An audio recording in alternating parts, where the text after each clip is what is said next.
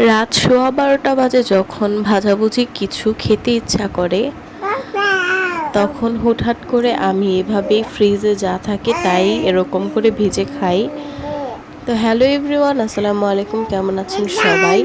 রাত্রেবেলা হুটহাট যখন কিছু খেতে ইচ্ছা করে আর ফ্রিজে দেখি কিচ্ছু নেই মাছগুলো ছাড়া, তখন আমি এভাবেই চিংড়ি মাছ বা মাংস অথবা যাই থাকে সেগুলোকে ফ্রাই করে থাকি।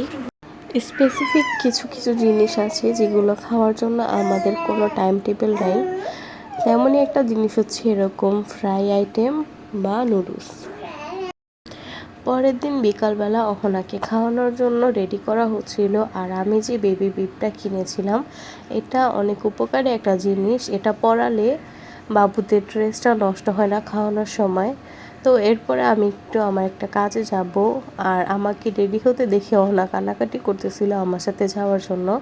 তো হ্যাঁ, আজকেও আমি পার্লারে চলে আসছি, আর এখানে কয়েকটা হেয়ার স্টাইল আর পার্টি মেকআপ ছিল, এগুলো করেছি। আর এই ব্রাইড দুইটার হেয়ারও করেছিলাম। সবাই কমেন্টে জানাবেন এই হেয়ারটা কেমন হয়েছে। এরপর বাসায় এসে দেখি এই রসগোল্লাগুলো আনা হয়েছে, আর এই রসগোল্লাগুলো অনেক বেশি মজা ছিল। তো এরপর অহনা ও নানির সাথে খেলতেছিল। আজকে পুরো ভিডিওটা জুড়ে আমি যখন কথা বলতেছি, অহনাও আমার সাথে সাথে কথা বলতেছে।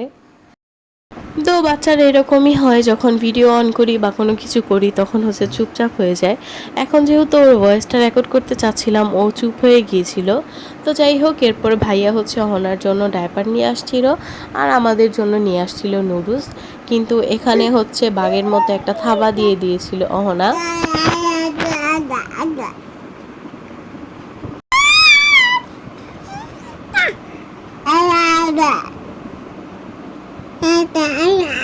ভিডিওটা এ পর্যন্তই ছিল। ভালো থাকবেন সবাই। আল্লাহ হাফেজ।